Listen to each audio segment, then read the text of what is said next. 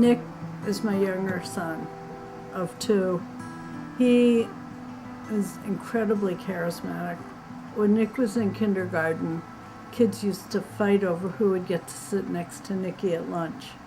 And I remember one other mother said to me one time, well, I feel sorry for Nicky. And I said, why? And she said, well, because he never gets to choose who he could sit next to at lunch. And it never occurred to me, because I just always was so envious of that kind of popularity that, you know, I never had.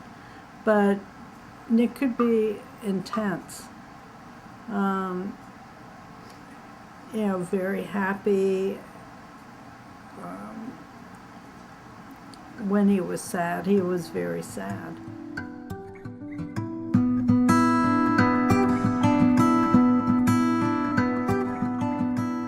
I think that might have been, it was when he was in middle school, and I'm thinking 7th grade, 8th grade.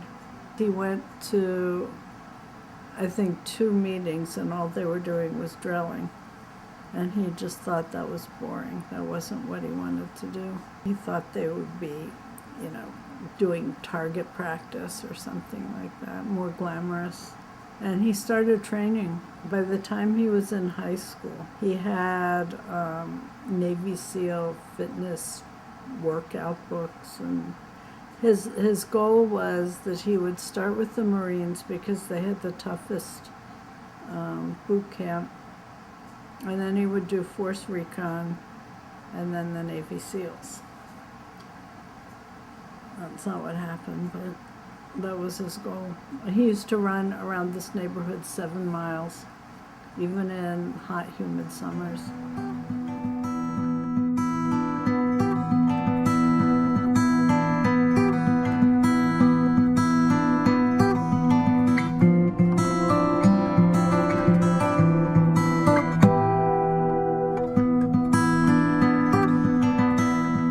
And so he called on New Year's Eve, 2003, 2004, and he said, my wish for this year is for peace everywhere.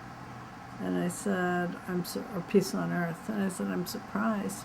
And he said, no, I want there to be peace everywhere, but if there's action anywhere, I want in on it. And I knew what he was, you know, he said, this is my job. This is what I'm trained to do. When I went down in June when he deployed, and he came over and he hugged me and he said, just know that if anything happens to me, this is what I wanted. And I know that he did not want to be killed, but I think that if he had to be killed, he wanted it to be in combat.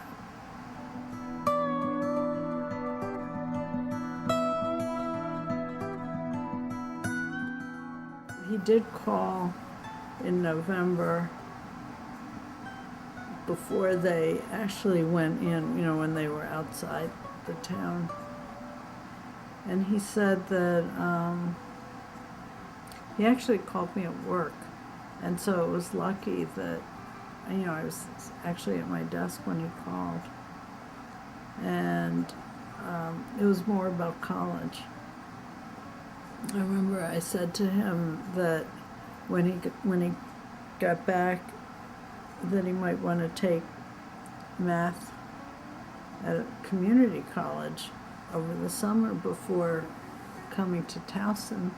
And he said, why? And I said, well, because at Towson you would probably need remedial math. And he said, Mom, I'm going to need remedial everything. I don't remember what a semicolon is or an exponent. And I said, but you remember they exist. That's good.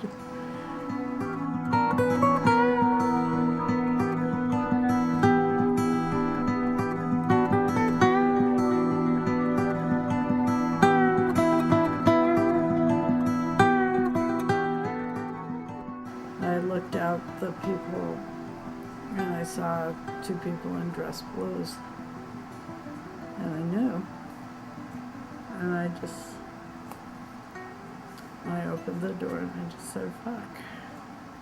And I invited them to come in, and, you know, and I had imagined that I would be coming home from work one day or so, coming home from somewhere, and there was sort of, you'd round a curve and then see the house, and that I'd be rounding the curve and that there would be a car parked in front of it.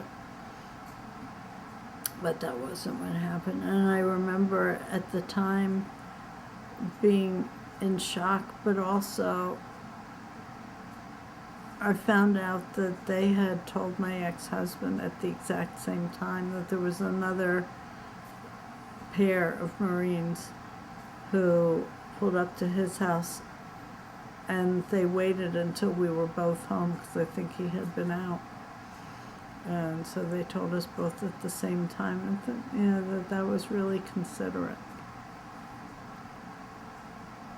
And they said that they would stay as long as I needed them to stay.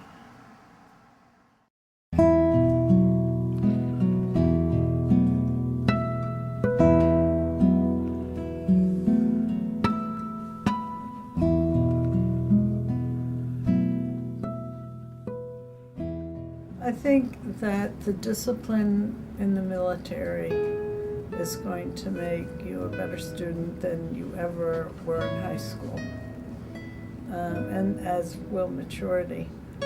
But I think that to go right from combat to school is a very abrupt transition, and I think probably decompress for a couple of months, just to get used to civilian life again.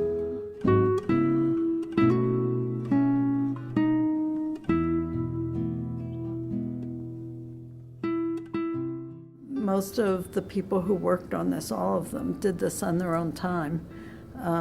And Bob had a certain budget, went shopping when he heard that State Use Industries had a sale, and got a lot of furniture there, including these purple sofas, which had come from the club level of Raven Stadium.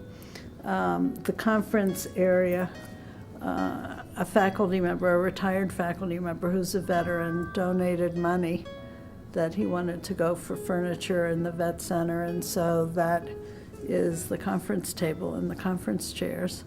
And the man who provides carpet sometimes for the university donated, I think it might have been 50 yards of carpet square. I'm not sure, but it ended up being a 50% discount for the carpet that's in this room, which was selected after we knew the purple chairs were here so that it would all go. Not a day goes by that I don't think about Nikki.